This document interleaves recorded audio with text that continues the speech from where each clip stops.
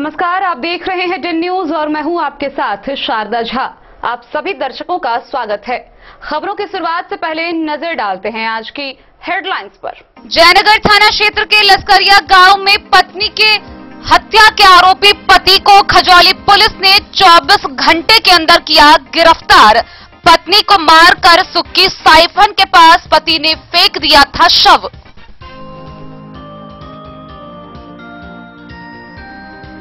Benipatti DSP कार्यालय प्रकोष्ठ में सभी 9 थानाध्यक्षों की हुई मासिक क्राइम मीटिंग। अनुमंडल पुलिस पदाधिकारी अरुण कुमार सिंह ने की अध्यक्षता।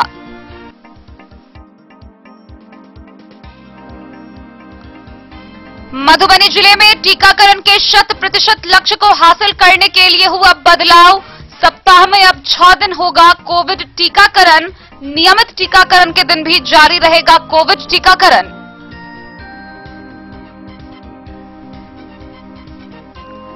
शिक्षक नियोजन काउंसलिंग के दूसरे दिन 6ठी से 8वीं कक्षा के अभ्यर्थियों की हुई काउंसलिंग। डीएम, सदर एसडीएम, डीसीएलआर ने पहुंचकर किया निरीक्षण।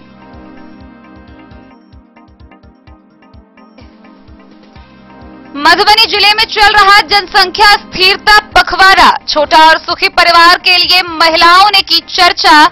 माता बैठक का हुआ आयोजन। मधवापुर के इंदौली धोस नदी कटाव स्थल पर जन संसाधन विभाग के इंजीनियरों की टीम ने किया निरीक्षण।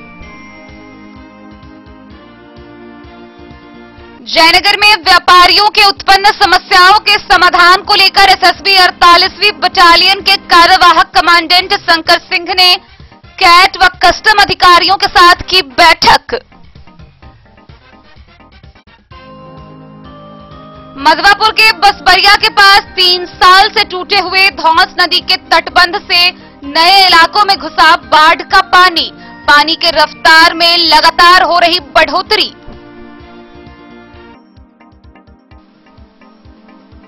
खुटाना थाना की पुलिस ने बलानपट्टी गांव के समीप 1340 लीटर शराब के साथ 2 तस्कर को किया गिरफ्तार।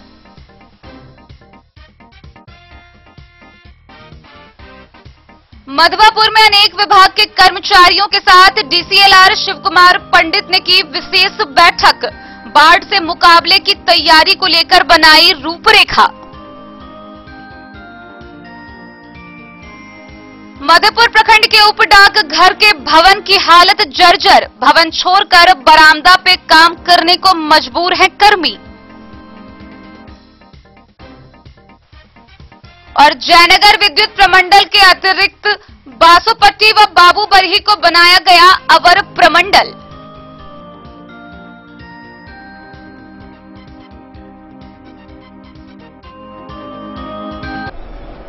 खबरें अब विस्तार से। खजौली थाना क्षेत्र के सुक्की साइफन के समीप से दिल दहला देने वाली एक बड़ी खबर सामने आई है, जहां कथित तौर पर पत्नी को जहर खिलाकर उसकी हत्या कर देने के बाद उसके शव को पति ने सुक्की साइफन के समीप फेंक दिया। हालांकि सूचना पाकर मौके पर पहुंची पुलिस ने शव को कब्जे में लेकर पोस्टमार्टम के लिए भेज दिया है।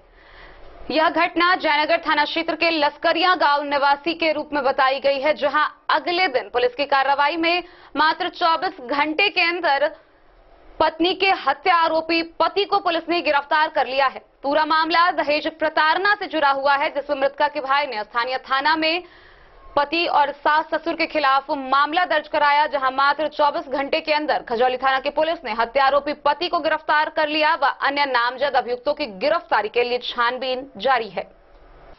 खजौली थाना क्षेत्र के सुक्की साइफन से पूरब लस्करिया जाने वाली कमला बांध पर विवाहिता के शव को पति के द्वारा फेंक कर भाग जाने का एक सनसनीखेज मामला प्रकाश में आया है। 25 वर्षीय विवाहिता चंद्रकला देवी पारिवारिक कलह से खुद जहर खाई या फिर उसके पति के द्वारा जहर खिलाकर हत्या कर दी गई, इसका खुलासा उस दिन नहीं हुआ। स्थानीय पुलिस ने शव को अपने कब्जे में लेकर पोस्टमार्टम के लिए सदर अस्पताल मधुबनी भेज दिया। थानाध्यक्ष ने कहा कि परिजनों के द्वारा कोई आवेदन प्राप्त नहीं हुआ है। आवेदन प्राप्त होने पर एफआईआर दर्ज होगा। मृत विवाहिता का मायके खजौली थाना क्षेत्र का मरुकिया गांव था, जबकि उसकी शादी जयनगर थाना क्षेत्र के लस्करिया गांव के निवासी राम अधीन यादव के साथ हुई थी। प्राप्त सूचना के अनुसार यह घटना सोमवार के दोपहर की है। जयनगर थाना क्षेत्र के लस्करिया गांव निवासी राम अधीन यादव की 25 वर्षीय पत्नी चंद्रकला देवी की जहर खाने से स्थिति काफी गंभीर हो गई थी। उसका पति इलाज के लिए उसे खजौली के पीएचसी में भर्ती करवाया, जहां ड्यूटी पर तैनात चिकित्सक डॉक्टर प्रवीण रंजन ने उसे मृत घोषित कर दिया। वह शव को अपने गांव ले जा रहा था। सुक्की साइफन से पूरब खजौली पुलिस दीवार गश्ती कर रही थी। पुलिस की गाड़ी देख वह पत्नी के मृत शरीर को बांध के किनारे फेंक कर भाग गया। लोगों ने इसकी सूचना खजौली के थाना अध्यक्ष अजीत प्रसाद सिंह को दी। उन्होंने त्वरित कार्रवाई करते हुए शव को अपने कब्जे में लेकर पोस्टमार्टम में भेज दिया। गौरतलब है कि मृतका का पति राम अधीन यादव जयपुर में नौकरी कर रहा था। पिछले दिनों ही वह जयपुर से घर आया और उसके बाद सोमवार को उसकी पत्नी चंद्रकला देवी की जहर खाने से मौत हो गई। मरुकिया गांव निवासी मृतका के वृद्ध दादा राजे यादव फूट फूट कर रो रहे थे। उनका कहना कि उसका पति जयपुर रह रहा है और घर में काफी दिनों से कलह चल रहा था। घर वालों के द्वारा इसे प्रताड़ना दी जा रही थी। वह आया और इस तरह की घटना घटित हो गई। मृतका के 2 छोटे छोटे पुत्र हैं, 6 वर्षीय प्रशांत कुमार व 3 वर्षीय रंजन कुमार यादव। दोनों पुत्र अब मृतका के मौत के बाद से अनाथ हो गए हैं।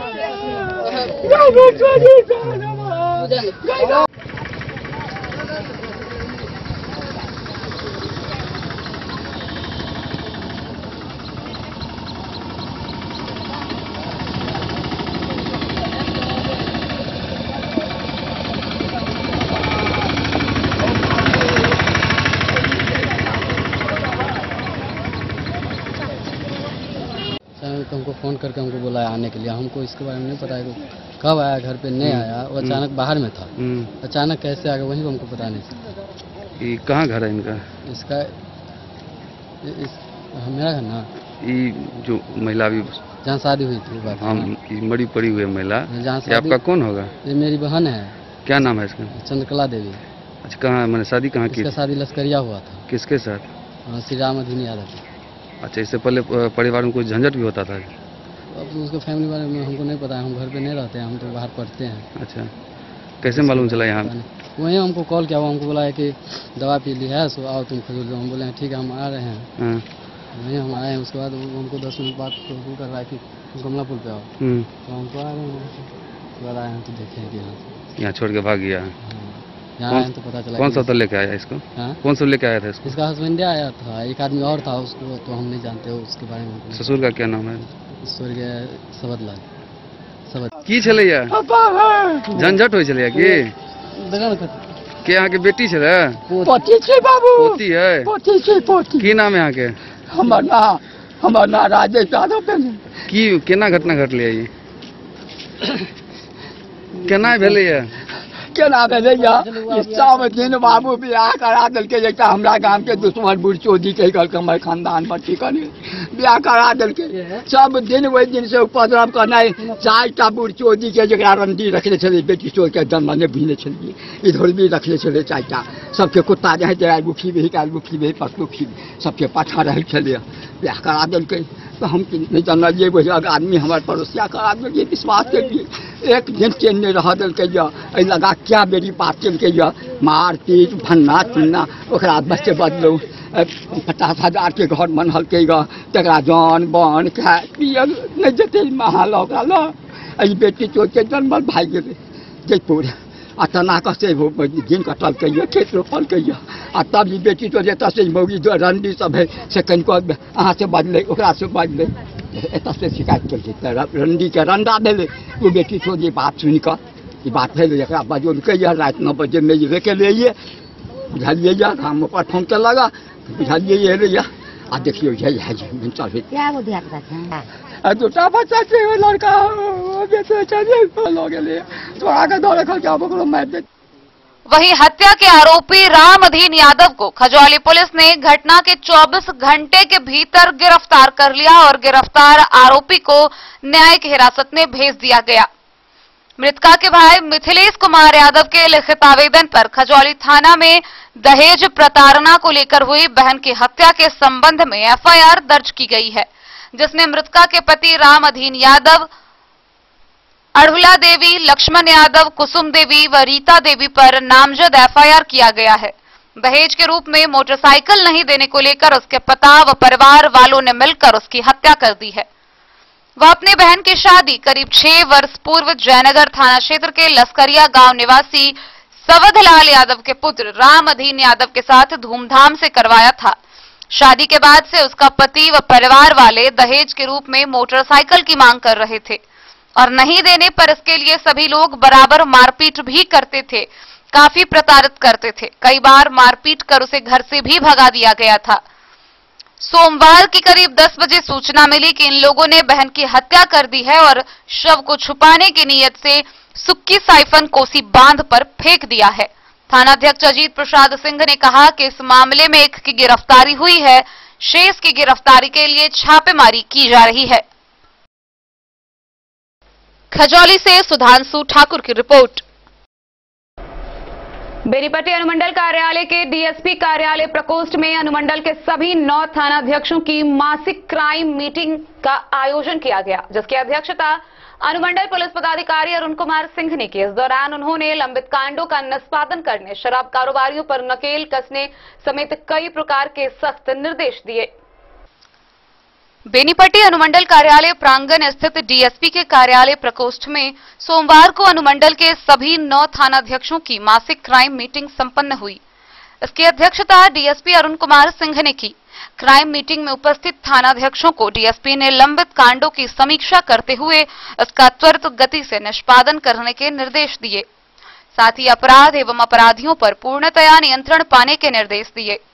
डीएसपी ने थानाध्यक्षों को निर्देशित किया कि वैसे अपराधियों पर पैनी नजर बनाए रखें जो बेल पर जेल से छूटकर बाहर हैं और कोर्ट से उन्हें सजा नहीं मिली है। चोरी की घटना पर नियंत्रण पाने, शराब कारोबारियों पर नकेल कसने, दिवा व संध्या व रात्रि गश्ती अनुमंडल के थाना क्षेत्रों में नियमित रखने, बैंकों व पेट्रोल पंपों की सुरक्षा के प्रति गंभीरता बरतने समेत कई निर्देश डीएसपी ने थानाध्यक्षों को दिया। क्राइम मीटिंग की समाप्ति के पश्चात डीएसपी सिंह ने पत्रकारों को बताया कि सीसीए का प्रस्ताव बनाकर भी भेजा जा रहा है। संपत्ति संबंधित अपराधियों का प्रस्ताव भी बनाया जा रहा है।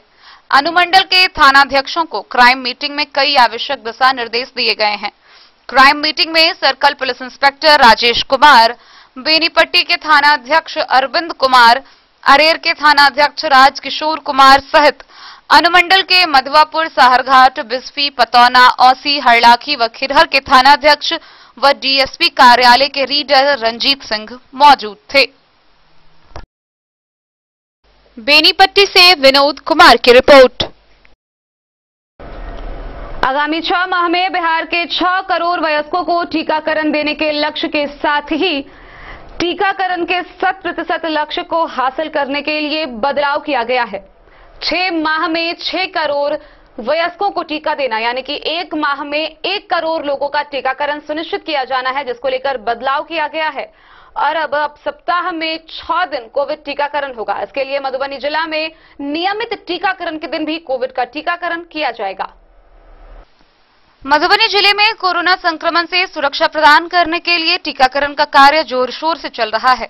18 वर्ष से या इससे अधिक उम्र के सभी लोगों का टीकाकरण किया जा रहा है।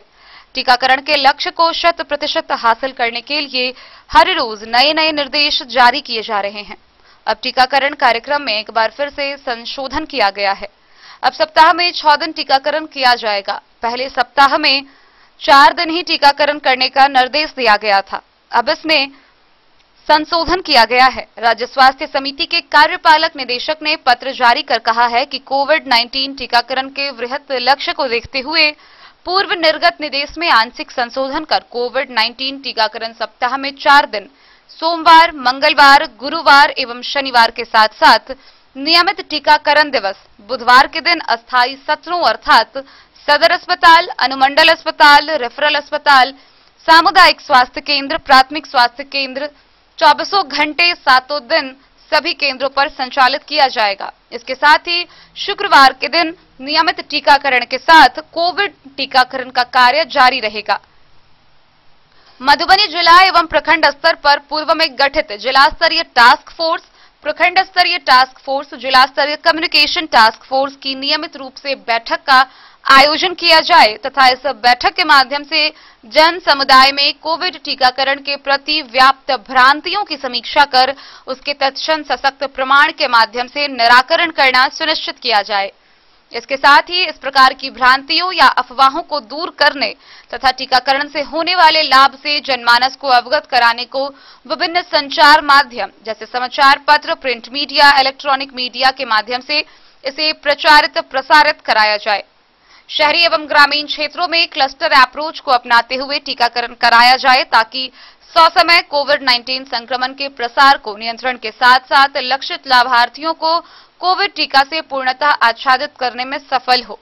गौरतलब है कि 18 वर्ष या इससे अधिक आयु वर्ग के सभी वयस्कों को कोविड टीका से आच्छादित करने के उद्देश्य से आगामी 6 माह में 6 करोड़ अर्थात प्रति माह 1 करोड़ वयस्कों को कोविड के टीकाकरण से आच्छादित किए जाने का लक्ष्य रखा गया है। टीकाकरण केंद्र पर लाभार्थियों को ऑन साइट रजिस्ट्रेशन की सुविधा मिलेगी। इस केंद्र पर आकर ही अपना रजिस्ट्रेशन करा सकते हैं। इसके अलावा पहले से भी रजिस्टर्ड लाभार्थियों का भी टीकाकरण किया जाएगा। इसके लिए लाभार्थियों को पहचान पत्र लाना अनिवार्य होगा। मधुबनी से फिरोज आलम की रिपोर्ट। तो आखिरकार लंबे इंतजार के बाद शिक्षक नियोजन की काउंसलिंग शुरू हुई। सोमवार को पहले दिन इस काउंसलिंग में कक्षा 1 से 5वीं की काउंसलिंग की गई, जहां मंगलवार को फिर कक्षा 6 से 8वीं तक की काउंसलिंग हुई। मौके पर डीएम, डीसीएलआर व एसडीएम समेत अन्य पदाधिकारियों का निरीक्षण जारी रहा। लंबे इंतजार के बाद शिक्षक नियोजन की काउंसलिंग शुरू हुई। काउंसलिंग के पहले दिन नगर निकाय के कक्षा 6 से 8वीं तक के अभ्यर्थियों की काउंसलिंग हुई। काउंसलिंग में भाग लेने आए अभ्यर्थी काफी उत्साहित दिखे। सोमवार को वॉटसन +2 हाई स्कूल में शुरू हुए काउंसलिंग में अभ्यर्थी और अनेक अभिभावकों की भीड़ रही। कम सीट होने के बावजूद मेधा सूची में शामिल सभी अभ्यर्थी पहुंचकर अपना काउंसलिंग करवाएं, लेकिन कम सीट होने के कारण तत्काल ही चयनित होने वाले अभ्यर्थी की जानकारी अभ्यर्थी को मिली, क्योंकि मेधा सूची का मिलान कर अभ्यर्थी अपने चयन होने और पिछड़ने की जानकारी प्राप्त कर ली। लखीसराय से पहुंची रंजना कुमारी ने बताया कि विज्ञान में 17वें स्थान पर थी। लगा कि अधिकतम अंक वाले अपने निकटतर स्थान पर काउंसलिंग कराएंगे, लेकिन ऐसा नहीं हुआ और लगभग सभी अभ्यर्थी काउंसलिंग में पहुंच गए। ऐसे में जाहिर है कि ऊपर के रैंक वाले चयनित हो गए। चयन में पिछड़ने वाले हिंदी के राकेश पाठक, संतोष राय, विनीता पांडे ने बताया कि सरकार को इस प्रोसेस में बदलाव करनी चाहिए, क्योंकि अभ्यर्थी को मालूम ही नहीं चल पाता कि उनका चयन कहां होगा। अधिकतम अंक वाले का तो ठीक है, क्योंकि सभी स्थानों पर उनका नाम आगे रहता है, लेकिन नीचे के रैंक वाले को तो पता ही नहीं चल पाता है कि उनके आगे वाले कहां आएंगे और कहां नहीं आएंगे। काउंसलिंग स्थल पर नीचे रैंक वाले अधिकतर अभ्यर्थी प्रखंड नियोजन की जानकारी लेते दिखे। वहीं कुल 16 पदों के लिए काउंसलिंग में हुई केवल संस्कृत विषय में स्थानीय अभ्यर्थी का चयन हुआ। अन्य सभी विषयों में जिले से बाहर के अभ्यर्थी ही बाजी मार ले गए। मधुबनी नगर निगम में विज्ञान व गणित में 2, एसएसटी में 1, हिंदी में 1, संस्कृत में भी 1 पद के लिए काउंसलिंग हुआ। जयनगर निकाय के लिए विज्ञान व गणित में 2 और अंग्रेजी के लिए 1 पद, घुघरडीहा नगर पंचायत में विज्ञान व गणित के लिए 2, एसएसटी के लिए 1, हिंदी के लिए 1 और झंझारपुर नगर पंचायत के लिए केवल हिंदी के लिए 1 एवं अंग्रेजी के लिए 1 पद के लिए काउंसलिंग हुआ। हिंदी में अधिकतम मेधा अंक 75.58 एवं न्यूनतम कट ऑफ मार्क्स 56.62% रहा।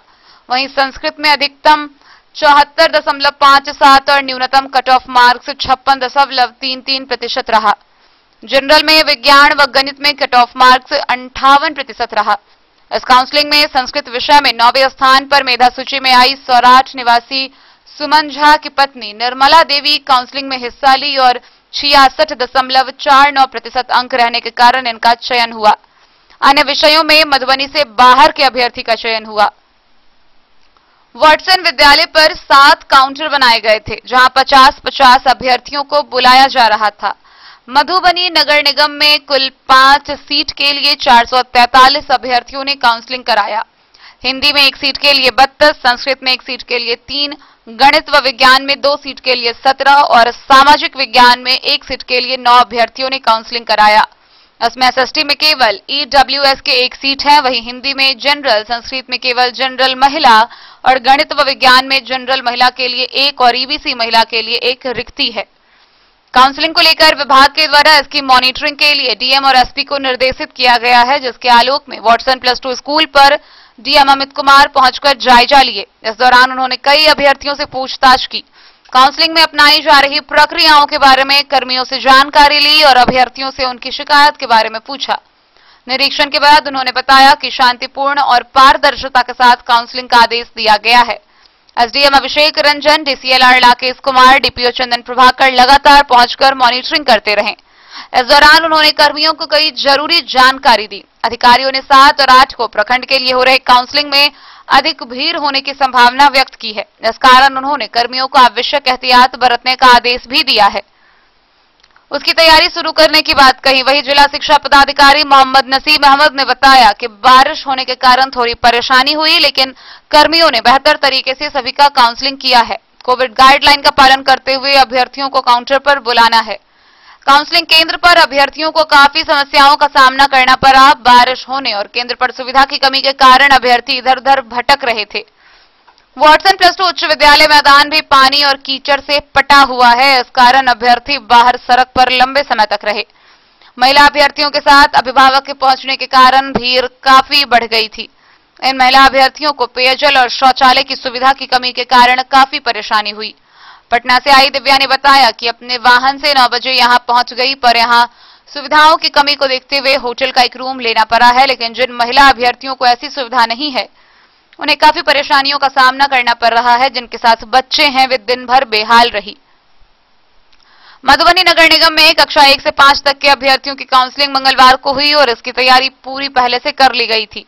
नगर निगम के आयुक्त राकेश कुमार ने बताया कि मेधा सूची अपलोड किया जा चुका है। यहां पर 4 सीट रिक्त है, जिसमें जनरल के लिए 1, जनरल महिला के लिए 1, बीसी महिला के लिए 1 और ईबीसी महिला के लिए 1 सीट रिक्त है। काउंसलिंग चल रहा है, तो इस काउंसलिंग में अभी तक जो ये काउंसलिंग मधुबनी नगर निगम की तरफ से किया जा रहा है। हम लोग यहाँ इन्हीं के द्वारा प्रतिनियुक्त शिक्षक हैं और अभी तक जो है जो काउंसलिंग हुआ है, अभी तक 4 कैंडिडेट काउंसलिंग हो चुका है। ठीक है, उसके बाद यहाँ पर सिर्फ 1 है।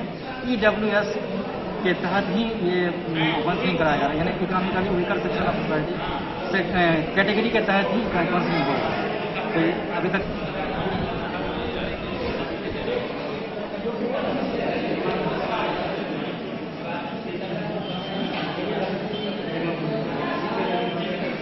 मधुबनी से फिरोज आलम की रिपोर्ट।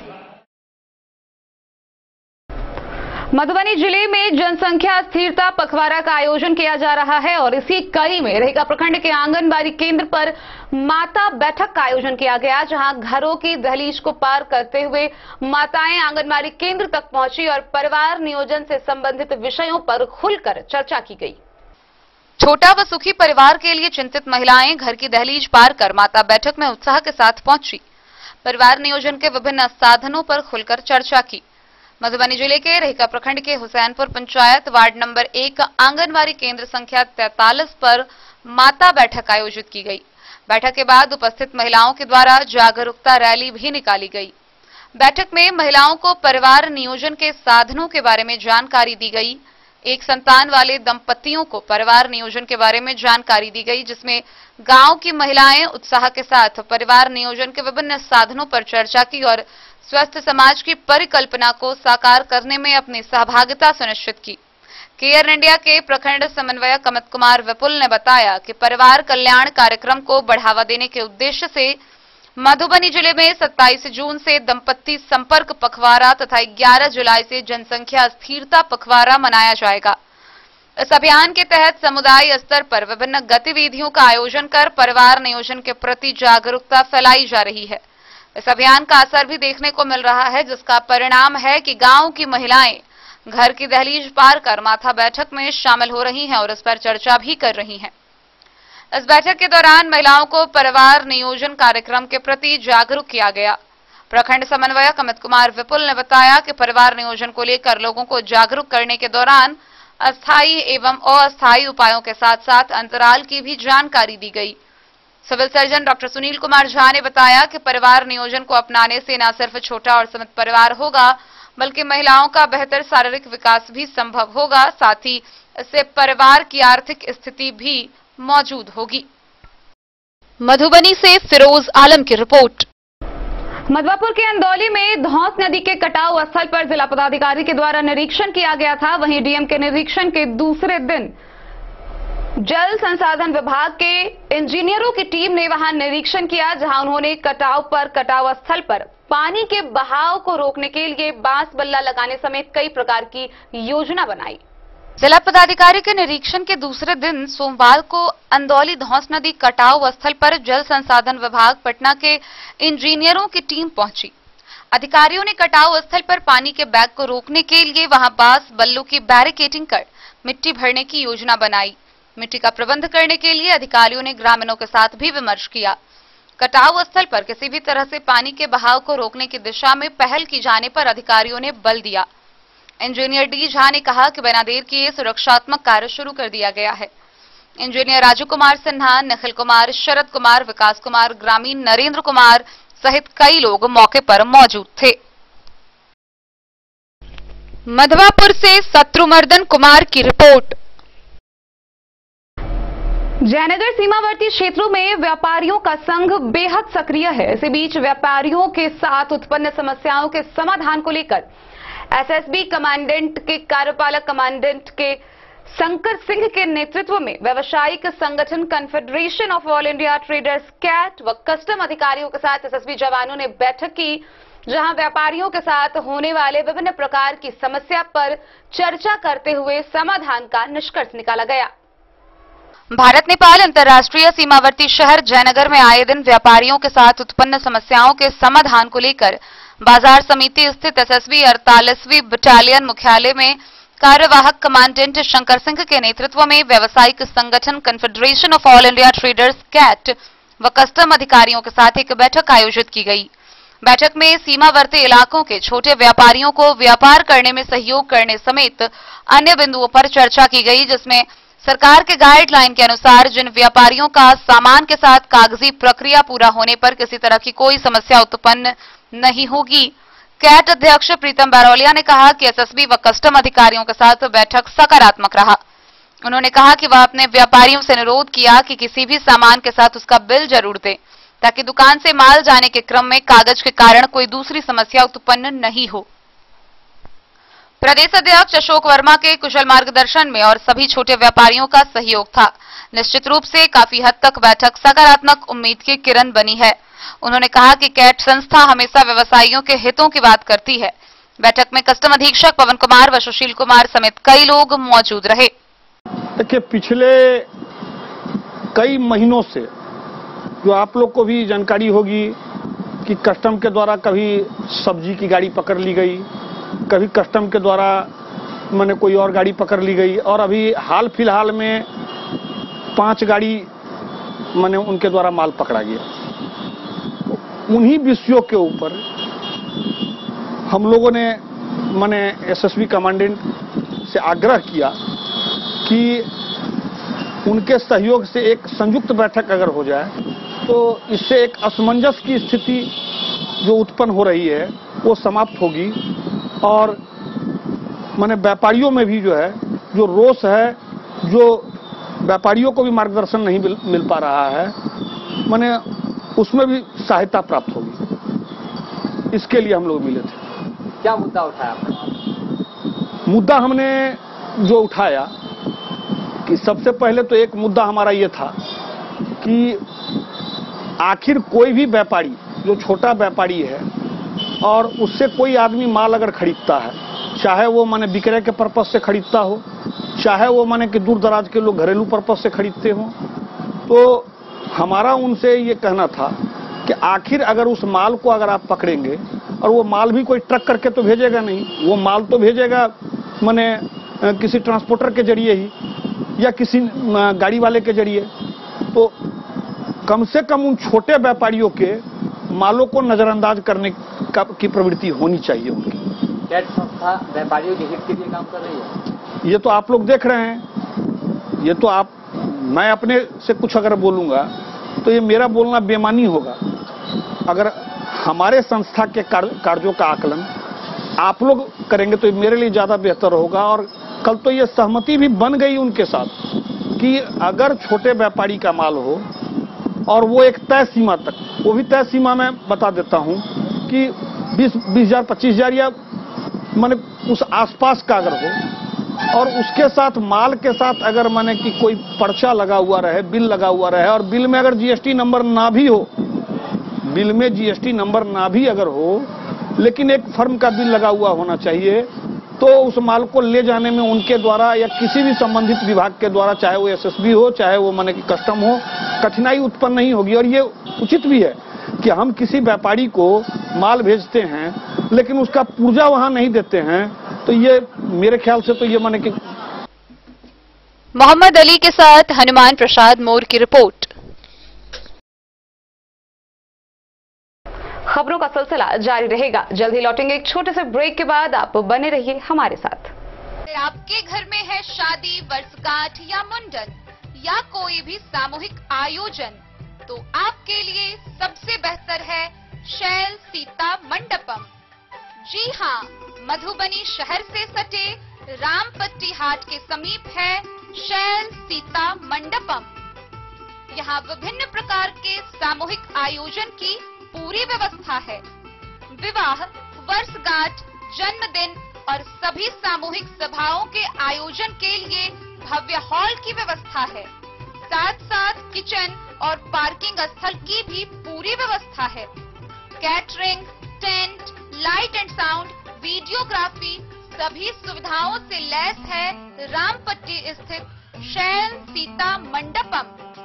आकर्षक सजावट से सजा साफ सुथरा स्वच्छ परिसर के साथ शैल सीता मंडपम। तो अब किसी भी सामूहिक आयोजन के लिए ना हो परेशान, शैल सीता मंडपम है इसका समाधान।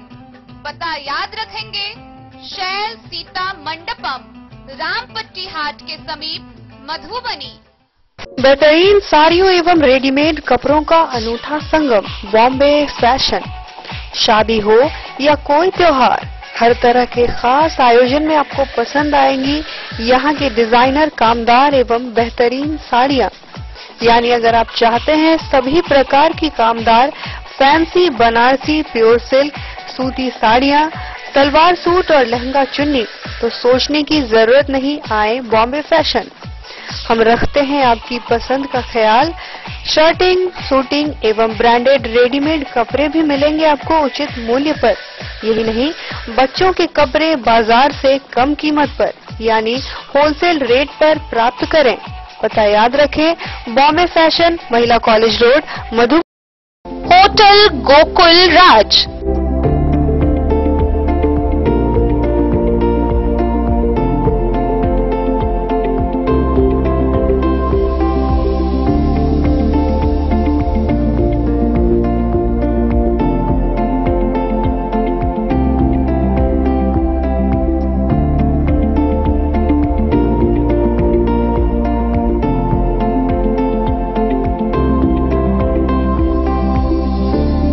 शहर के भीड़ भाड़ से दूर, शांति और सुकून से भरे वातावरण में, मधुबनी शहर के लहरियागंज वार्ड नंबर 1 में पूरे मिथिलांचल क्षेत्र का सबसे भव्य होटल, होटल गोकुल राज। 4 मंजिला इमारत की इस होटल में है 4 बड़े बड़े बैंकेट हॉल, रिंग सेरेमनी, शादी, मीटिंग या पार्टी, हर एक आयोजन के लिए अलग से हॉल की व्यवस्था। रेस्टोरेंट की व्यवस्था, जहां एक से बढ़कर एक लजीज व्यंजनों का मिलेगा संगम, और रहने का उचित प्रबंध। Suite room, AC room, non AC room से सुसज्जित होटल, जहां लिफ्ट की भी है व्यवस्था। पार्किंग का पूरा इंतजाम। तो आइए और जिंदगी में खुशियों से भरी यादें शामिल करिए। होटल गोकुल राज मधुबनी में आप लोगों का स्वागत है। होटल गोकुल राज, लहरियागंज वार्ड नंबर 1, मधुबनी। कारक कलर्स, मेसर्स विश्वनाथ कारक, लोहापट्टी, मधुबनी। यहाँ उपलब्ध है Sakarni wall guard, white cement, polymer base wall putty, दीवारों और प्लास्टर को पकड़ी जकड़ के सकरनी प्लास्टर बॉन्ड, अद्वितीय उत्पाद जिसे जर्मन टेक्नोलॉजी के सहायता से किया गया है तैयार। किसी प्रकार के हैकिंग की आवश्यकता नहीं। सतह के साथ डुअल बॉन्डिंग, ज्यादा कवरेज, प्रयोग के बाद रंगीन होने के कारण प्रयोग किए हुए सतह का पता चलता है। पानी और नमी को रोकने की क्षमता रखता है। समय कम लगता है, यानी पैसे की बचत। कंस्ट्रक्शन स्ट्रक्चर को कोई नुकसान नहीं। सामान्य तापमान में 9 महीने तक बंद पैकिंग में ठीक रहता है। 5, 10 और 20 किलो पैकिंग में उपलब्ध। Sakarni wall guard, white cement, polymer base wall putty, Karak colours, messrs Vishwanath Karak, Lohapatti, Madhubani. Jewellery house Swarnashree, सोने की शुद्धता मापने वाला यंत्र कैरेटोमीटर यहाँ उपलब्ध है, क्योंकि सोने की शुद्धता और आपके विश्वास के साथ कोई समझौता नहीं। रत्न, सोना व चांदी के हर तरह के आभूषणों के लिए एक बार अवश्य आएं। लाइट वेट व बेहतरीन कारीगरी वाले गहनों का अनूठा संगम। आपका भरोसा ही है हमारी पूंजी। बिना किसी मिलावट व पूरी शुद्धता के साथ हॉलमार्क गहने आपको देना हमारा परम कर्तव्य। तो देर किस बात की, अपने मनपसंद गहनों की खरीदारी के लिए आज ही आए। पता याद रखें, ज्वेलरी हाउस स्वर्णश्री, बड़ा बाजार, मधुबनी।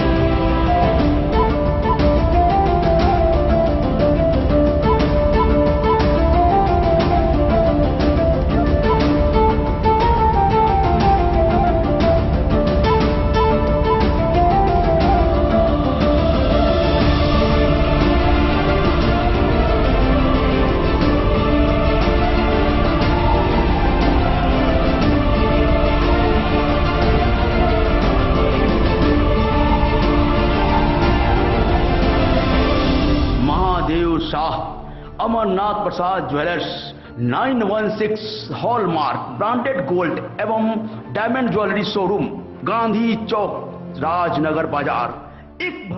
मधवापुर प्रखंड के बसबरिया के पास बीते 3 सालों से तटबंध टूटा हुआ है, जिसकी मरम्मती आज तक नहीं की गई। तटबंध के टूटने के कारण बाढ़ का पानी अब निचले इलाकों में भी प्रवेश करने लगा है और धीरे धीरे बाढ़ के पानी की रफ्तार बढ़ती ही जा रही है। स्थानीय लोगों की माने तो पिछले 3 सालों से स्थानीय जनप्रतिनिधि से लेकर विभागीय अधिकारियों तक को कई बार इसके तटबंध को मरम्मती को लेकर गुहार लगाई गई, लेकिन अब तक इस ओर कोई पहल नहीं की गई और एक बार फिर इस वर्ष बाढ़ अपना मंजर दिखाने के लिए तैयार है। बसबरिया के पास 3 साल से टूटे हुए धौंस नदी के तटबंध से बाढ़ का पानी नए इलाकों में घुस रहा है। फिलहाल पानी का रफ्तार बढ़ना जारी है। निचले इलाके की कुछ बस्तियों में रह रहे लोगों के घर आंगन में भी पानी प्रवेश किया है। इससे जनजीवन अस्त व्यस्त बना हुआ है। आम नागरिक और सामाजिक कार्यकर्ताओं ने इस समस्या के लिए कहीं प्रशासन को दोषी कहा है तो कहीं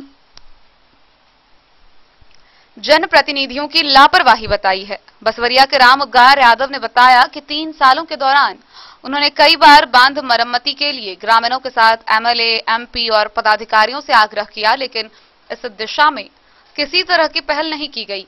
पिहवारा के पंचायत समिति सदस्य दीपक कुमार सिंह ने कहा कि पूर्व में प्रशासनिक अधिकारियों द्वारा की गई लापरवाही का खामियाजा आज जनता को झेलना पड़ रहा है। बाढ़ के पानी से भौगाशी होते हुए पिहवारा पंचायत के महतोटोल वार्ड नंबर 2 के कई घरांगन में भी बाढ़ का पानी ने अपनी जगह बना ली है। लोगों का सड़क संपर्क मुख्य मार्ग SH 75 से कट चुका है। विधायक जी से संपर्क किया, सुधांशु शेखर जी से, और इन पर मैंने बात किया कि आप बांध को मरम्मत जल्द से जल्द करवाएं, ताकि बाढ़ आने पर बहुत सारी समस्या हो जाती है, गरीबों का घर टूट जाता है, फसल क्षति होती है। तो उन्होंने कई बार आश्वासन भी हमें दिया और आश्वासन देने के बाद भी इस पर किसी तरह की कोई कार्रवाई नहीं हुई, न आज तक बांध का मरम्मत कराया गया, न लोगों के बीच में आकर के उनका कोई स्टेटमेंट आया आज तक।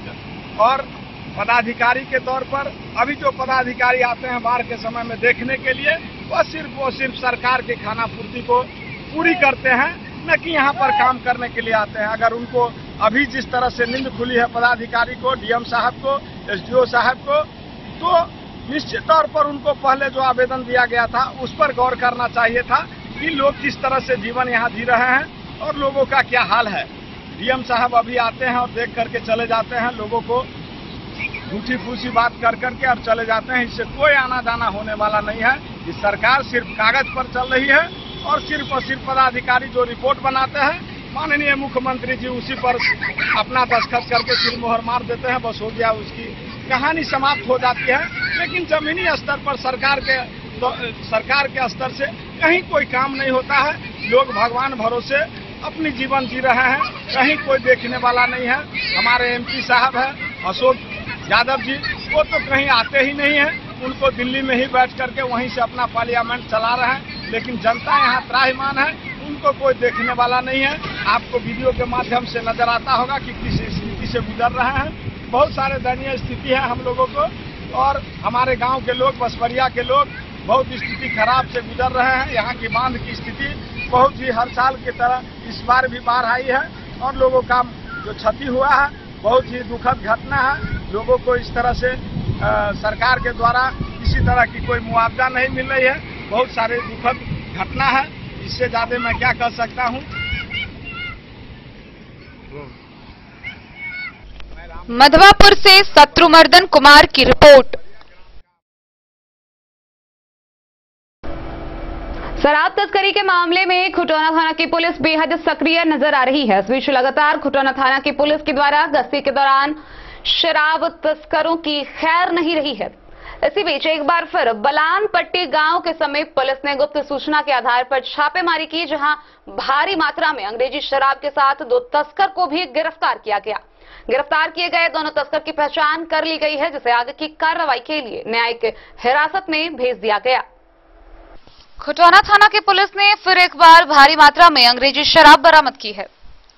गौरतलब है कि स्थानीय पुलिस ने थाना क्षेत्र के बलानपट्टी गांव के समीप एक ट्रक व एक पिकअप गाड़ी के 2 गाड़ियों से 145 कार्टून में रखे 1340 लीटर शराब के साथ 2 व्यक्ति को भी गिरफ्तार किया है। थाना प्रभारी नंदलाल पासवान ने बताया कि गुप्त सूचना के आधार पर रात्रि गश्ती दल के जवानों ने अपनी सतर्कता से उस दोनों गाड़ियों के साथ शराब तस्करों को पकड़ने में सफलता हासिल की। दोनों शराब तस्करों से पूछताछ में फुलपरास थाना क्षेत्र के सिसवार के विमल कुमार व बाबूबरही थाना क्षेत्र के भानपुर का अधिकलाल राय के रूप में उन दोनों की पहचान हुई है। गिरफ्तार दोनों तस्करों को शराब अधिनियम के अंतर्गत मामला दर्ज कर न्यायिक हिरासत में भेज दिया गया है। खुटौना से रमेश सिंह की रिपोर्ट। मधवापुर में अनेक विभाग के कर्मचारियों व स्थानीय लोगों के साथ डीसीएलआर शिवकुमार पंडित ने एक महत्वपूर्ण बैठक की। इस बैठक के दौरान बाढ़ से होने वाले समस्या के उपाय को लेकर चर्चा की गई, जहां विभिन्न प्रकार के उपाय बनाए गए। इस दौरान कहा गया है कि बाढ़ पीड़ितों को भोजन, पानी से लेकर बिजली तक की असुविधा बिल्कुल नहीं होगी। डीसीएलआर शिवकुमार पंडित ने मधवापुर में अनेक विभाग के कर्मचारियों के साथ बैठक कर बाढ़ से मुकाबले को लेकर तैयारी के रूपरेखा बनाई। बस्तियों में बाढ़ का असर होने पर पीड़ितों की मदद के लिए 380 फ्लड फाइटर का चयन किया गया। इस टीम में वैसे सरकारी कर्मियों और जनप्रतिनिधियों को शामिल किया गया जिन्होंने कोरोना के टीके ले लिए हैं। बाढ़ से विस्थापित लोगों को प्रवास दिलाने के लिए बिजली की रोशनी और पंखा से लैस 17 राहत कैंप बनाने का निर्णय लिया गया। पीड़ितों को कैंप में बिजली गुल होने की समस्या नहीं होगी। अधिकारियों ने वहां जनरेटर सेवा देने की योजना तैयार की। सभी राहत कैंपों में विस्थापितों को भोजन कराने के लिए सामुदायिक किचन चलाने की तैयारी की गई। बाढ़ के दौरान 60 साल से अधिक उम्र के लोगों और गर्भवतियों की सुरक्षा के मद्देनजर डीसीएलआर ने विशेष चौकस रहने के लिए कर्मियों को निर्देशित किया। चिन्हित 959 गर्भवतियों पर खास ध्यान रखने के लिए कर्मियों को जिम्मेदारी सौंपी गई। सीओ रामकुमार पासवान, सीआई ध्रुव कुमार मंडल, राजस्व कर्मचारी सुरेश प्रसाद, राम स्वार्थ ठाकुर, सचिव गंगाराम राउत सहित कई लोग बैठक में मौजूद थे। मधवापुर से शत्रुमर्दन कुमार की रिपोर्ट। मधेपुर प्रखंड स्थित उप डाक घर के अंतर्गत कुल 21 शाखा डाकघर हैं, जिसमें से 26 पंचायतों की सेवा पूर्ण होती है। वहीं इन 21 शाखा डाकघर में से 6 डाकघर कोशी दियारा क्षेत्र के हैं और उन डाकघर के भवनों की हालत इतनी जर्जर है कि वहां के कर्मी बाहर बरामदे पर बैठकर काम करने को मजबूर हैं। आइए आपको विस्तार से दिखाते हैं ये पूरी खबर। मधेपुर उप डाकघर के अंतर्गत 21 शाखा डाकघर है जो 26 पंचायतों का सेवा करता है, जिसमें से 6 कोसी दियारा क्षेत्र के हैं। उन सेंटर की खस्ता हालत देख सारे कार्यरत कर्मचारी कमरे से बाहर बरामदे पर सरकारी काम को अंजाम देने पर मजबूर हैं। भवन की छत टपकती है, कभी जहरीले जानवर इधर उधर भागते देखे जाते हैं तो कभी कर्मियों को पूरे मकान ही गिराने का डर सताने लगता है, इसलिए घर छोड़कर बाहर अपनी जिम्मेदारियों को पूरा कर रहे हैं। इस संबंध में मधेपुर के उप डाकपाल हाजी महमूद आलम ने बताया कि डाक अधीक्षक महेंद्र प्रसाद देव को जब इसकी जानकारी मिली तब वह मधेपुर देखने पहुंच गए। भवन की हालत अपनी आंखों से देखने के बाद उन्होंने कहा कि 1 सप्ताह के अंदर मधेपुर उप डाकघर के लिए कोई मुनासिब जगह ढूंढ ली जाएगी, जिससे समस्या का समाधान हो जाएगा। उप डाकपाल के साथ जीडीएस पैकर मोहम्मद जुलानी, डाक सहायक राम सागर प्रसाद समेत सभी कर्मी बरामदे पर काम करते देखे गए। पोस्ट ऑफिस का सारा काम बरामदे पे हो रहा है। क्यों? मकान छू रहा है बहुत ज्यादा। सिस्टम बीच में खराब हो गया था पानी की वजह से, तो सिस्टम को ठीक करवाया है। अभी जो हमारे डाक अधीक्षक महोदय आए हैं नए, प्रयास कर रहे हैं, भरपूर प्रयास कर रहे हैं। उम्मीद है कि 1 सप्ताह में हो जाएगा शिफ्टिंग। सरकारी भवन हो जाएगा या किराए का? किराए का, कहीं दूसरी जगह व्यवस्था करेंगे। कितने दिनों से यह हालात आपकी? पिछले साल से है, लेकिन बीच बीच में ठीक हो जाता है। बरसात खत्म हुआ तो ठीक हुआ। मकान को डाकघर को कोई देना नहीं चाहता है। इसके गिरने का भी डर है? डर है नहीं, दीवार फटा हुआ है, छत पर के ऊपर से जो है तो कभी भी कुछ हो सकता है। दीवार सब क्रैक कर गया।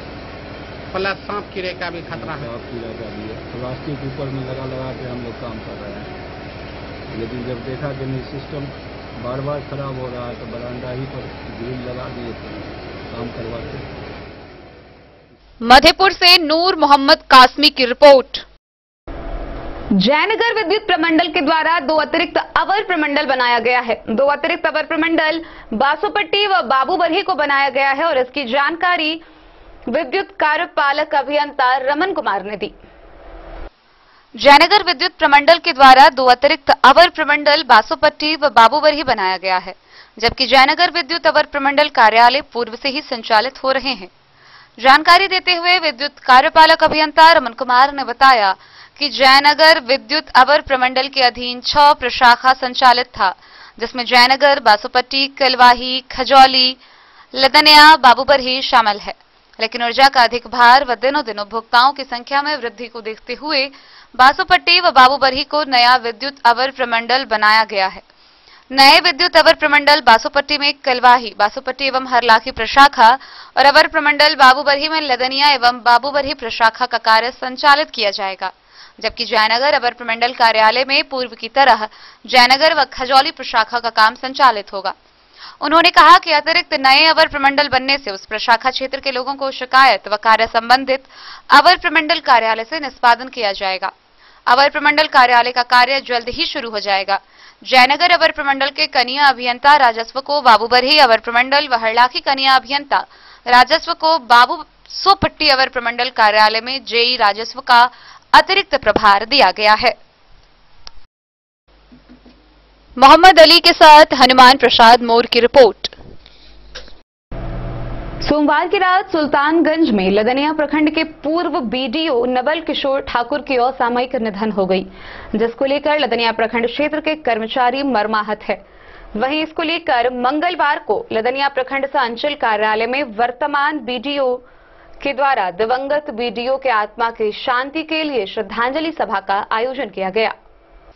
लदनिया प्रखंड के पूर्व बीडीओ नवल किशोर ठाकुर के सोमवार की रात सुल्तानगंज में हुए असामयिक निधन पर मंगलवार को प्रखंड सह अंचल कार्यालय के परिसर में शोक सभा का आयोजन कर दिवंगत बीडीओ के आत्मा की शांति के लिए भगवान से प्रार्थना की गई। बीडीओ अखिलेश्वर कुमार की अध्यक्षता में आयोजित शोक सभा में 2 मिनट का मौन धारण किया गया। बीडीओ ने कहा कि दिवंगत बीडीओ के असामयिक मौत सुनकर काफी आहत हूं। राज्य ने एक नवल किशोर ठाकुर के रूप में एक कर्तव्यनिष्ठ अधिकारी को खो दिया। शोक सभा में सीओ निशित नंदन, बीपीआरओ नरेंद्र प्रसाद, पीओ अरशद जमाल समेत प्रखंड सह अंचल के कई कर्मी के साथ मुखिया दिलीप यादव, जदयू नेता सत्यनारायण साफी, मुखिया कपिल देव साफी उपस्थित रहे। इधर प्रखंड वासियों में भी पूर्व बीडीओ नवल किशोर ठाकुर के निधन पर शोक की लहर है। प्रखंड के रामचंद्र ठाकुर, प्रमुख प्रमिला देवी, उप प्रमुख मनोज कुमार यादव सहित कई लोगों ने दिवंगत बीडीओ के निधन पर गहरी शोक संवेदना व्यक्त की है। गौरतलब है कि पूर्व बीडीओ नवल किशोर ठाकुर लदनिया प्रखंड में वर्ष 2017 में योगदान कर वर्ष 2020 तक अपना कार्यकाल संभाले थे, जिस दौरान प्रखंड में कई विकासात्मक कार्य किए।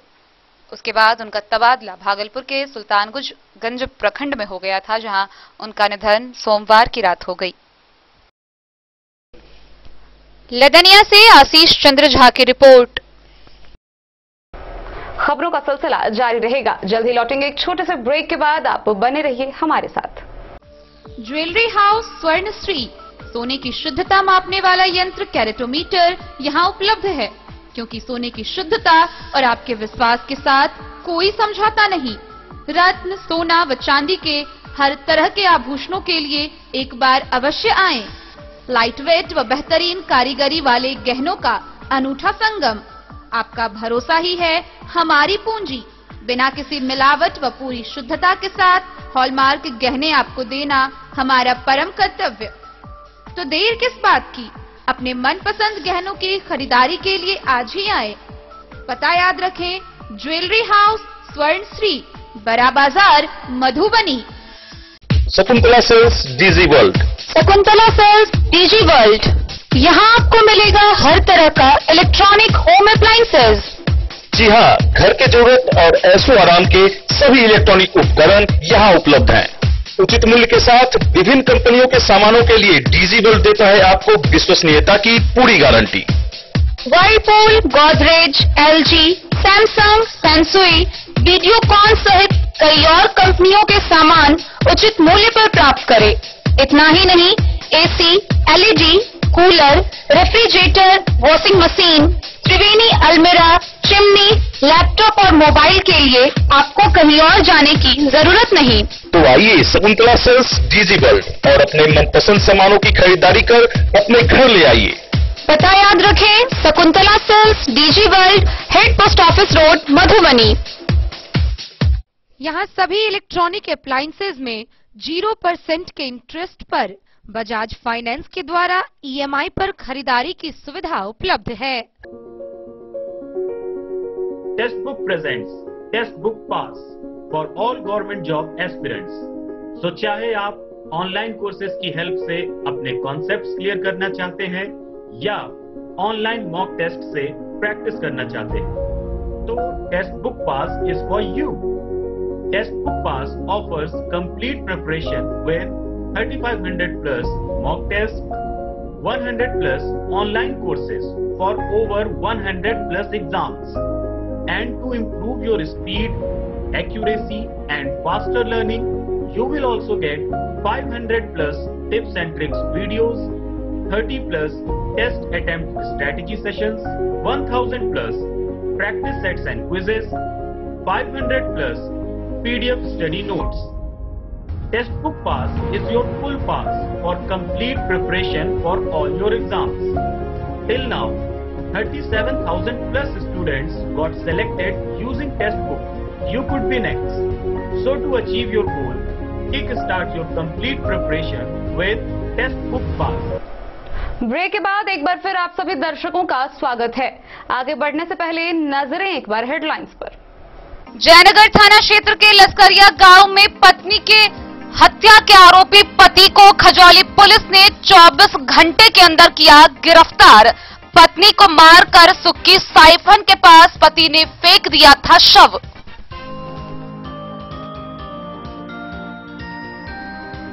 बेनीपट्टी डीएसपी कार्यालय प्रकोष्ठ में सभी 9 थानाध्यक्षों की हुई मासिक क्राइम मीटिंग। अनुमंडल पुलिस पदाधिकारी अरुण कुमार सिंह ने की अध्यक्षता।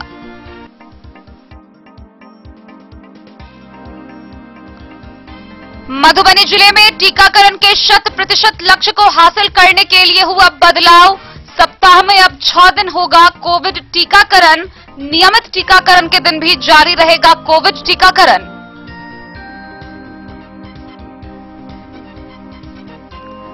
शिक्षक नियोजन काउंसलिंग के दूसरे दिन 6ठी से 8वीं कक्षा के अभ्यर्थियों की हुई काउंसलिंग। डीएम, सदर एसडीएम, डीसीएलआर ने पहुंचकर किया निरीक्षण।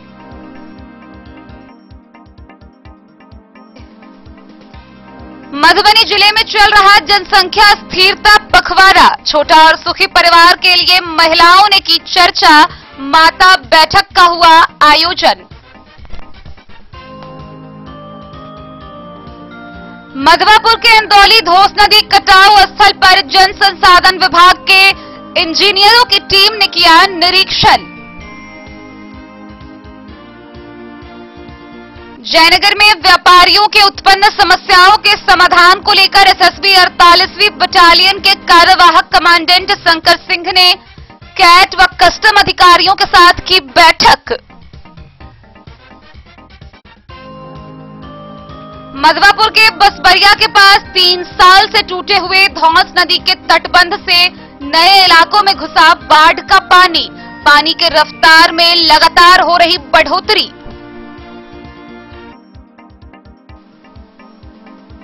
खुटाना थाना की पुलिस ने बलानपट्टी गांव के समीप 1340 लीटर शराब के साथ 2 तस्कर को किया गिरफ्तार।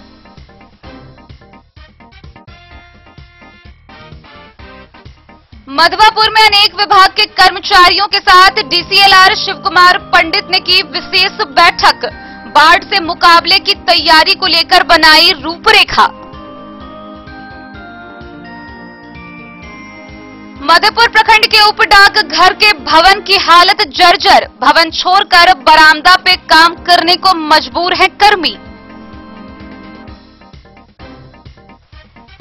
और जयनगर विद्युत प्रमंडल के अतिरिक्त बासोपट्टी व बाबूबरही को बनाया गया अवर प्रमंडल।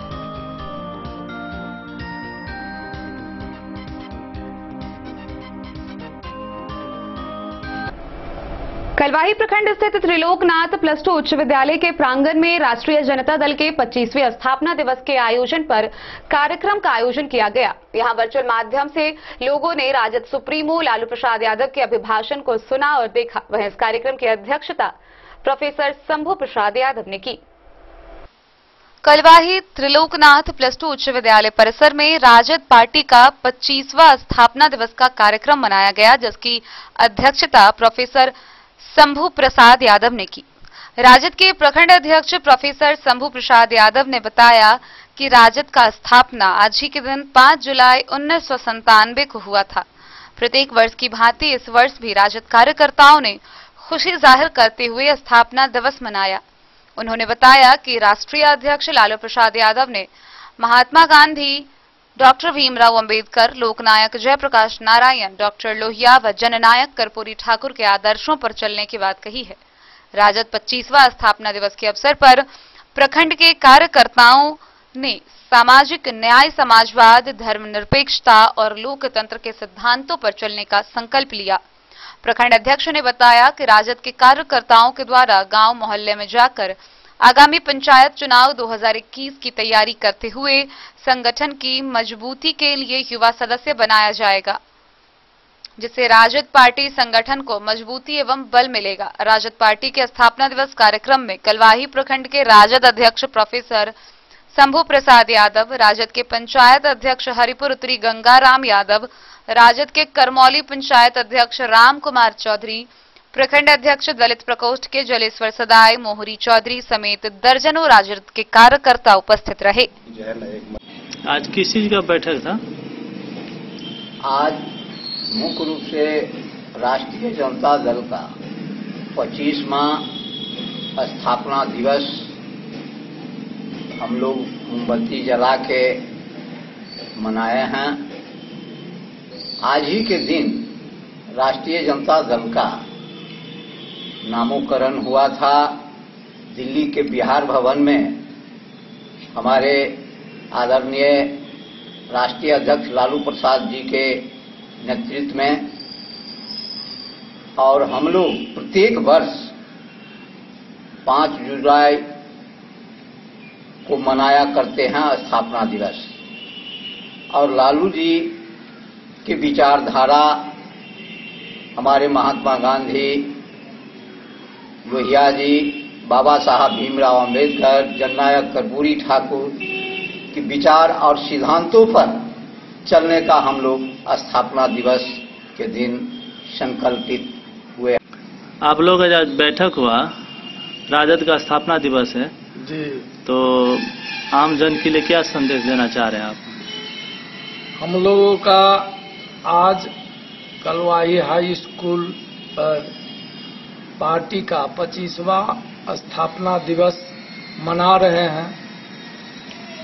उसमें जो भी कार्यकर्ता जुटे हुए हैं, हम लोग आपस में कुछ चर्चा, कुछ विषय पर बात हुई, तो हम लोगों का संकल्प है जहां तक हो गरीब गुरबों को मदद किया जाए। पार्टी के हमारे नेता जो हैं तेजस्वी प्रसाद यादव को हम लोग नेता श्री लालू प्रसाद जी को मानते आए हैं सदियों से, जब से पार्टी का स्थापना हुआ। कलवाही से सरमोद लाल दास की रिपोर्ट। फुलपरास अनुमंडल स्थित थाना चौक पर राष्ट्रीय जनता दल के 25वें स्थापना दिवस के समारोह पर रजत जयंती वर्ष का आयोजन किया गया। इस दौरान वर्चुअल माध्यम से उपस्थित पदाधिकारियों व कर्मियों व राजद के दर्जनों कार्यकर्ताओं ने राजद सुप्रीमो लालू यादव के अभिभाषण को सुना। वहीं इस दौरान यह आयोजन पंचायत स्तर से लेकर प्रदेश स्तर तक आयोजित की गई। फुलपरास अनुमंडल मुख्यालय में राजद के कार्यकर्ताओं के द्वारा स्थापना दिवस समारोह मनाया गया। थाना चौक पर राजद पार्टी के 25 वर्ष पूरे होने पर पार्टी के द्वारा रजत जयंती समारोह पंचायत स्तर से लेकर प्रदेश स्तर तक मनाया गया। कार्यक्रम की अध्यक्षता प्रखंड अध्यक्ष डॉक्टर धनवीर यादव ने की। कार्यक्रम निर्धारित समय के अनुसार वर्चुअल से किया गया।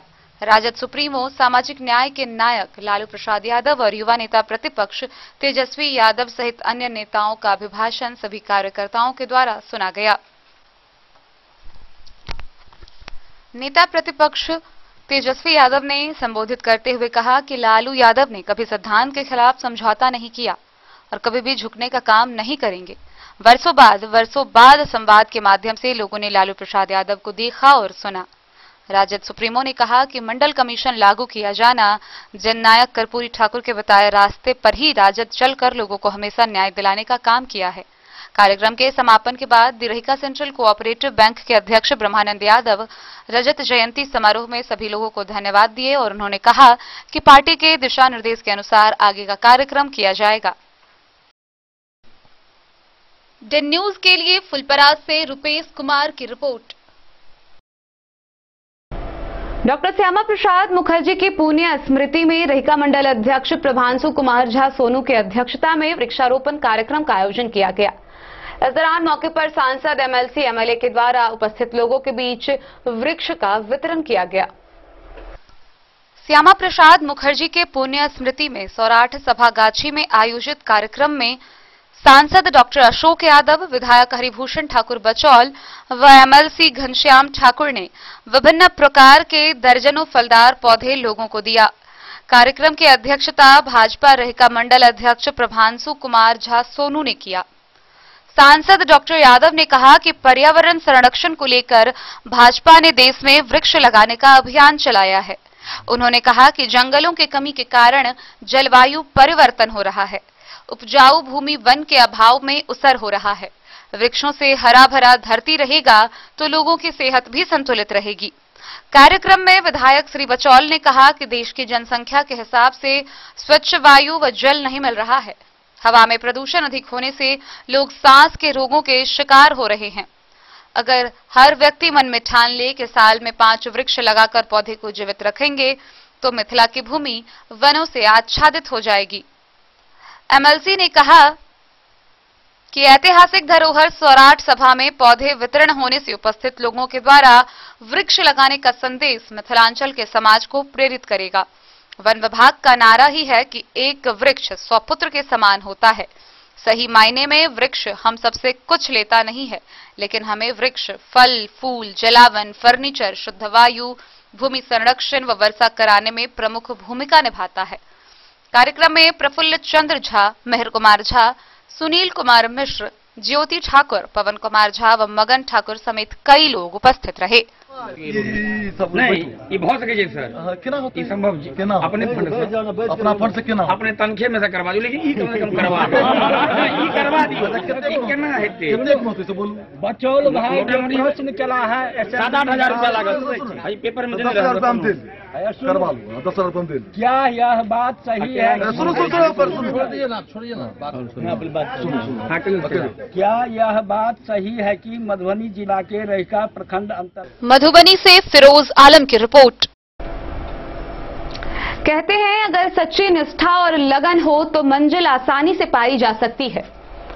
आइए इसी कहावत को चरितार्थ करते हुए हम आपको मिलवा रहे हैं बासोपट्टी के माधव से, जिनकी जुगार गाड़ी जब निकलती है तो लोगों को देखने के लिए तांता लग जाता है। आज पूरे क्षेत्र भर में इनकी जुगार गाड़ी और इनका रोजगार चर्चा का विषय बना हुआ है।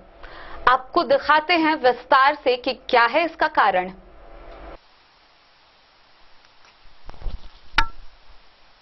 कहते हैं ना कि मंजिल उन्हीं को मिलता है जिनके सपनों में जान होती है।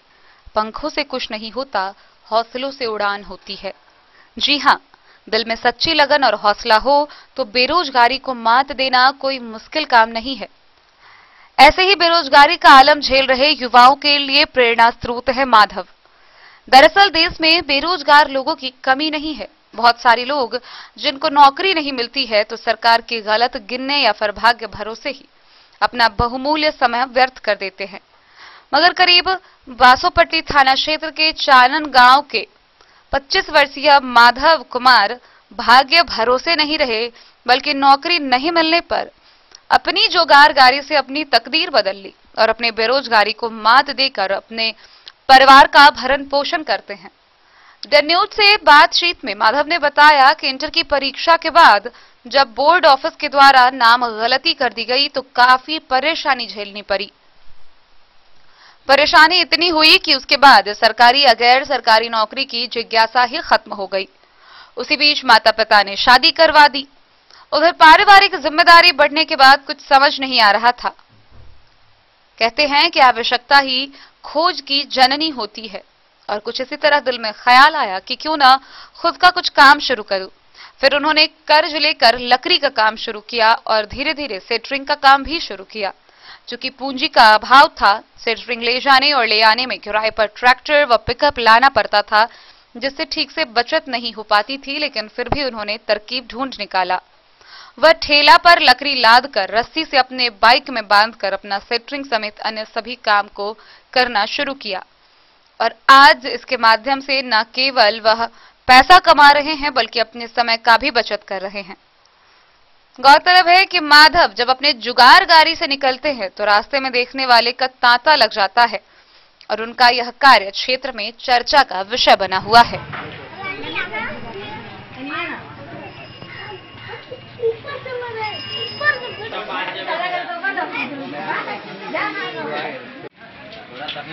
बताइएगा कुछ एक अलग जो तरीका से आपका जो बैग में जो ठेला को आप बांध देते यहाँ पर फर्नीचर को लेके जाते हैं। फर्नीचर और सेटरिंग सब चलाते हैं। इसके माध्यम से लकड़ी का वुडवॉल कॉम्प्लेक्स भी बनाए हुए हैं बेटी के नाम से, तो सब चलाते हैं।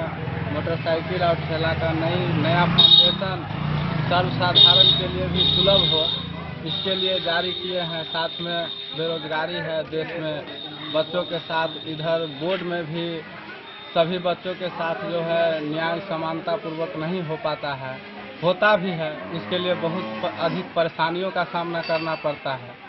ये सर्टिफिकेट में आंशिक गड़बड़ी, नाम का बदल जाना, इस सब को देख करके सरकारी नौकरी से चाहत जो है हमारा हट गया, जिसके कारण अपना बिजनेस व्यवसाय में ही अपना जो अध्ययन हम किए थे, अब मैट्रिक इंटर जो शिक्षा ग्रहण किए, उसके माध्यम से जो है हम अपना गाड़ी और ठेला को ही अपना मुख्य साधन बना करके अपना लकड़ी दुकान, सेटरिंग इत्यादि चलाते हैं। और लोग भी देख करके इससे कुछ सीख लेते हैं और अपनाने का जो है प्रयास करते हैं और हमें खुशी होती है। यानी कहने का मतलब है कि नौकरी आपको मैट्रिक इंटर के बाद में नहीं मिला, आपके पास बेरोजगारी की आलम था? हाँ, बेरोजगारी का आलम था मेरे पास, तो अपना इसी काम के माध्यम से अपना जीवन यापन करने का हमने निश्चय किया। ये बताएंगे कितना पढ़ाई लिखाई किए? हम मैट्रिक इंटर भी किए, मैट्रिक भी किए, उसके बाद DLED भी किए, है ना। उसके बाद पारिवारिक जिम्मेवारियां जब बढ़ जाती है लोगों की, तो उसके बाद जो है जीवन में कल्पना से काम नहीं चलता है, जीवन में वास्तविकता से साक्षात्कार करना पड़ता है ना।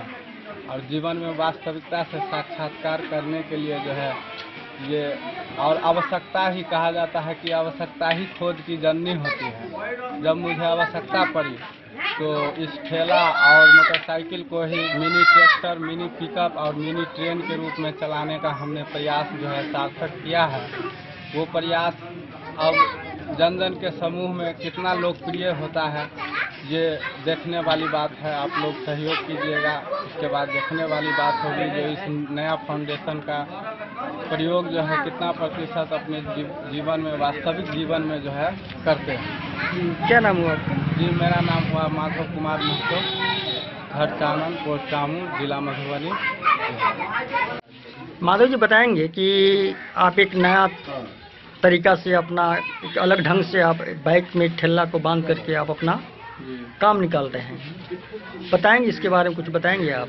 जी, इसके बारे में हम बतलाएंगे कि मैट्रिक इंटर DLED इत्यादि करने के बाद काफ़ी जो है नौकरी के लिए भी बहुत ज़्यादा प्रयास किए, लेकिन सभी जगह असफलता हाथ लगने के कारण उसके बाद जो है 19 ईस्वी में हमारी शादी हो गई, 2019 में। उसके बाद घर परिवार का भी जिम्मेदारी हमारे सर पे आने लगा, तो इस सभी को देखते हुए और हमारे पास पूंजी भी पर्याप्त नहीं था, इस सब को देखते हुए हमने देखा कि ये एक विकल्प है, जिसमें लकड़ी का ही एक ऐसा विकल्प है लकड़ी के काम का, जिसमें महाजन और पब्लिक से कुछ मौका मोहलत ले करके काम किया जाए। हमने काम शुरुआत किया। शुरुआती दौर में हमें बहुत सारी कठिनाइयों का सामना करना पड़ा। पिकअप, ट्रैक्टर, दूसरे संसाधन को लेकर के जेबी में आर्थिक तंगी रहती थी, फिर भी किसी तरह से पब्लिक का विश्वास जीतने का काम किया। उसके बाद कहा जाता है कि आवश्यकता ही खोज की जननी होती है। फिर हमने अपने बाइक में और इस ठेला को जो है बांध करके पहले अपने फर्नीचर पर जो हमारे ग्रामीण चलाते थे वहाँ उस पुराने ठेला का रिहर्सल किए। उसके बाद जो है जब ये रिहर्सल हमारे नज़र में सक्सेस हो गया, उसके बाद हम इस ठेला का निर्माण किए, जिस पर हमको अपना मेहनत छोड़ के 20,000 रुपया जो है आर्थिक कैश उस पर लगा है, जिसमें मोटरसाइकिल का ही चक्का दिया गया है। और वो ठेला में सक्सेस हो जाने के बाद इसको हम कहीं भी ऑर्डर अपना सेटरिंग का हो, लकड़ी का हो, किसी कोई भी ऑर्डर आता है उसको हम अपनी सुविधा से दे देते हैं। गाछी भी 3-4 फीट मोटाई करके जो ठेला से आप कितने दूर तक सफर कर लेते हैं? ठेला से मधुबनी जिला तक ले जाते हैं ठेला को, हम बासोपट्टी ले जाते हैं। 30 किलो 40 किलोमीटर तक का जो है ऑर्डर हम दे देते हैं। सिर्फ वस्तु देने और सेटरिंग देने की भी बात हो तो उससे ले लेते हैं, अपना पिकअप उसको कर लिया। बाद में अधिक की आवश्यकता हुई तो बाद में फिर ट्रैक्टर है, पिकअप है।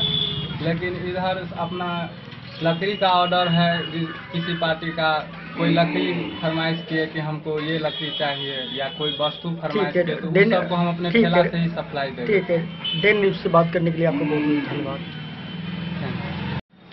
जी नवल जी, आप जदयू के प्रखंड अध्यक्ष हैं, आपका सरकार है, और यहाँ पर काफ़ी हद तक चर्चाएं होती रहती है कि सरकार में बेरोजगारी है।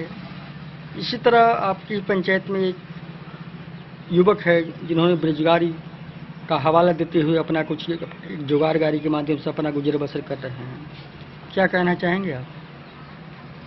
पहले तो सरकार का चुनाव से पहले जो वादा था वह वादा के अनुकूल सरकार काम कर रही है। बेरोजगारों को तरह तरह का रोजगार मुहैया करवाना सरकार की प्राथमिकता है और इसके तहत काम चल रही है। और ये जो माधव जी हैं काफ़ी अच्छे लड़का हैं और जुगाड़ के माध्यम से अपना गुजर बसर कर रहे हैं। अच्छा काम है, इनको प्रोत्साहन देना मेरा काम है। ये मैं चाहूँगा कि सरकार से भी ये चैनल के माध्यम से ये खबर आगे तक पहुँचे और इनको प्रोत्साहन मिले ताकि यह प्रखंड क्षेत्र में इनका नाम हो और ये विभिन्न जो बेरोजगार नवयुवक हैं उनको भी इनसे सीख मिले। क्या परिचय आपका? मेरा नाम नवल किशोर झा, जदयू प्रखंड अध्यक्ष बासुगढ़। हरलाखी से संजय राउत की रिपोर्ट। मधुबनी जिला के प्रख्यात सौराठ सभा गाछी में मिथिला वाहिनी के द्वारा सांस्कृतिक और ऐतिहासिक धरोहर के संरक्षण व संवर्धन विषय पर संगोष्ठी का आयोजन किया गया, जहां उपस्थित लोगों ने विस्तार से वार्ता की। वहीं इस आयोजन के बाद चूरा दही चीनी भोज का इंतजाम भी किया गया।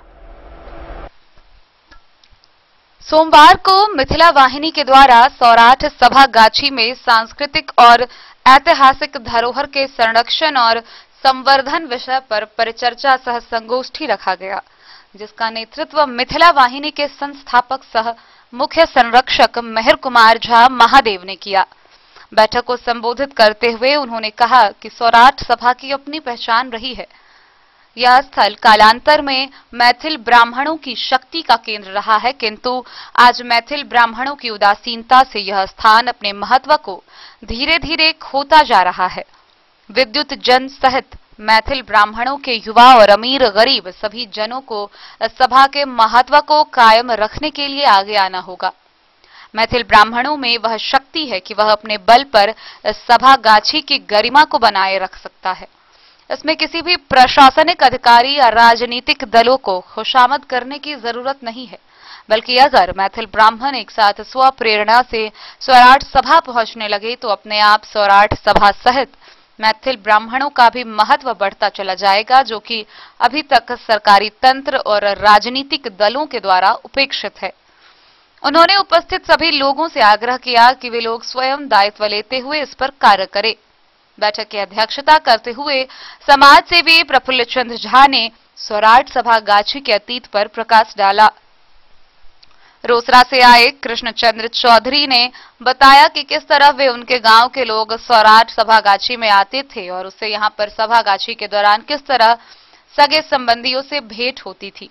उद्घोषक कमलेश ने अपनी कविताओं और गीतों से उपस्थित लोगों का मनोरंजन किया। ग्रामीण अभिषेक सांडिल ने बैठक को संबोधित करते हुए वर्तमान समय में सौराठ सभा गाछी के विकास में आने वाली समस्याओं और उसके निराकरण पर प्रकाश डाला। मिथिला वाहिनी के द्वारा उनसे आग्रह किया गया कि वे अपने ताकत और पद का सदुपयोग करते हुए विधान परिषद सदस्य घनश्याम ठाकुर से कहा गया कि वह सौराठ सभा गाछी के विकास के लिए कार्य करें। इस परिचर्चा सह संगोष्ठी कार्यक्रम में मिथिला वाहिनी के कार्यकर्ताओं के अलावा स्थानीय ग्रामीण सहित अन्य जगहों से आए लोग भी उपस्थित थे। परिचर्चा सह संगोष्ठी के बाद मिथिला वाहिनी द्वारा आयोजित चूरा दही चीनी कार्यक्रम में लोगों ने बढ़ चढ़कर हिस्सा लिया और चूरा दही चीनी का आनंद लिया।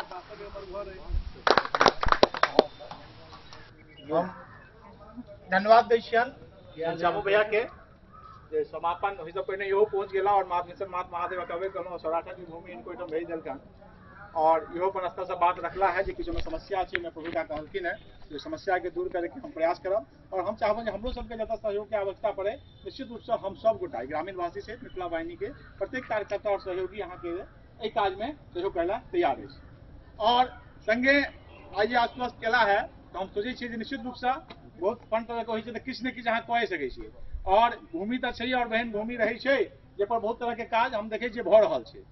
तो ओहिमे कनिक यहाँ की लगैया कि ऐतिहासिक भोजन के पारंपरिक भोजन के अहाँ के द्वारा सौराठ सभा के लौटा सकै छी।